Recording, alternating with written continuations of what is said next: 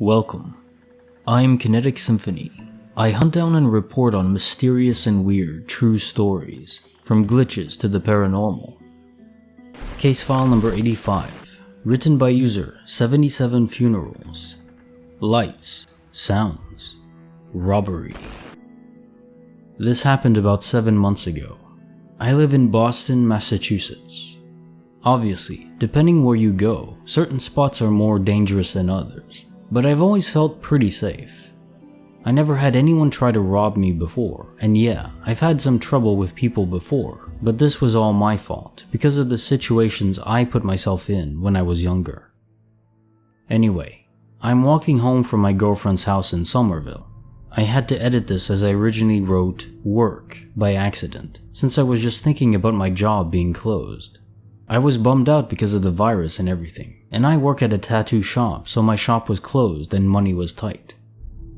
Here I am smoking a cigarette, and this guy just walks up to me, nice as can be, and asks if he can have one too.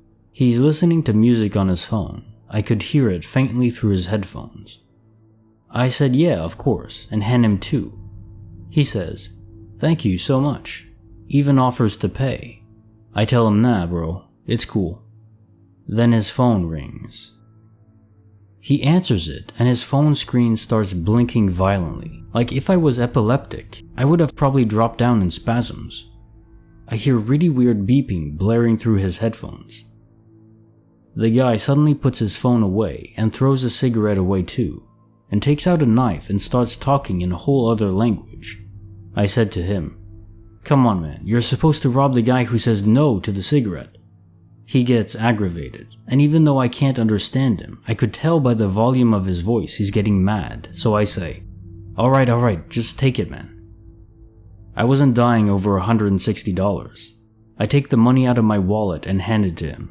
He says, "Nothing," in broken English, and points to my wallet. I'm like, "You're kidding me." He gestures at me to hand it over, so I do. Then, all of a sudden, he gets another phone call. He answers it. I forgot to write that the color of the flashes were white originally, the first time. I pay really close attention to the phone because of how everything changed once he answered it. He answers, and this time, it's flashing pinkish red colors. The guy puts a knife in his pocket. He puts his phone away calmly and thanks me again for the cigarettes in perfect English. Now this scared me more than anything because I'm like, dude, is this guy having split personalities? What the hell is going on? It scared me more than the knife. I say to him, "You have my wallet and cards, that's all I got. Can I go now?" He says, "I have your what?" I tell him, "My wallet and cards, it's all I got. I don't have anything else." He reaches in his pockets frantically looking like someone who lost their car keys and pulls out my wallet and opens it. He looks at me with more fear than I had when getting robbed. He just threw my wallet on the floor and started running as fast as he could. I just stood there for a good minute or two, trying to understand what the hell happened. I grabbed my wallet and walked back, not knowing what to even say. Case notes, file number 85. So my bet on this is very simple. It's practically screaming through those beeps on his phone. This is some sort of government tech being tested, or maybe even a corporate invention. It seems to be some kind of mind control tech, or at least some way to influence people. Get the tinfoil hats out because we'll be needing them. Or perhaps we'll need tinfoil glasses. Case file number 86, written by user Ruschnav. They arrived 90 minutes earlier than is possible. So for some backstory, I moved away from my hometown a few years ago for school, and I live 3 hours away from my friend's house currently. I usually drive down once a month or so to visit, and it's pretty much always taken me 3 hours to drive down, or seldomly 2 hours and 45 minutes if traffic isn't bad. I've done this drive dozens of times, so I know the route well. The distance between my house and my friend's house is 178 miles. A few months ago, my brother and I start driving to our friend's house at exactly noon. As soon as I got into my car, I texted my mom and friends to let them know we were coming down for the weekend. The drive itself was nothing noteworthy. Traffic was lighter than normal, but as I said, nothing happened out of the ordinary.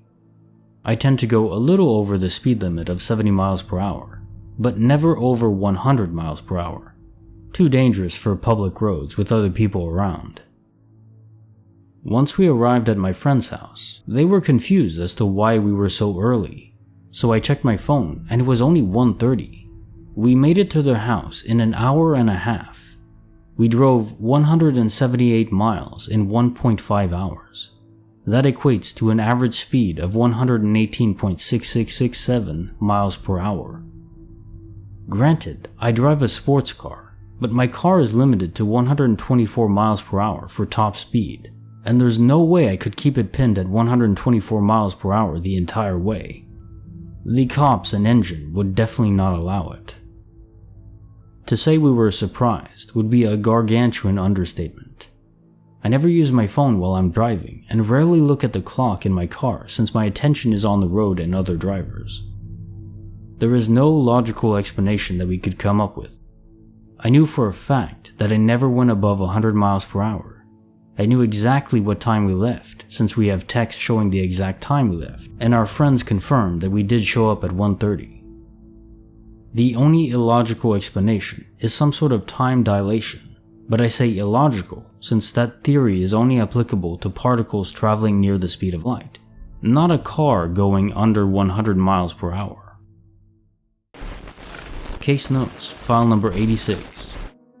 Indeed, time dilation via the Lorentz transformations does not kick in at the measly speeds where humans are capable of traveling at.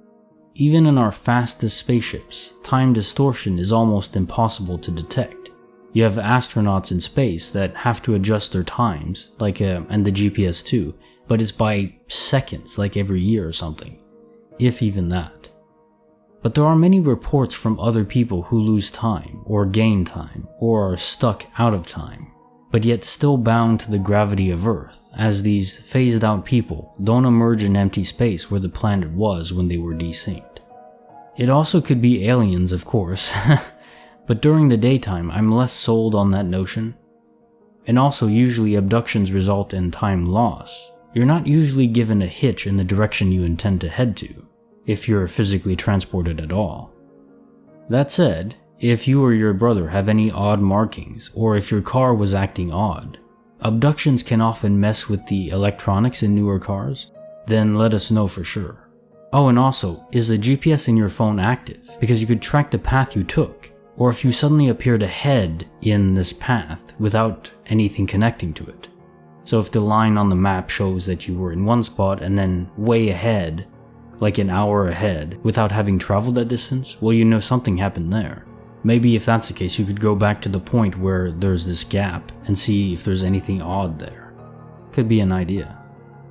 If you enjoyed this video, give it a like. And if you're new around here, I have a lot more content on my channel.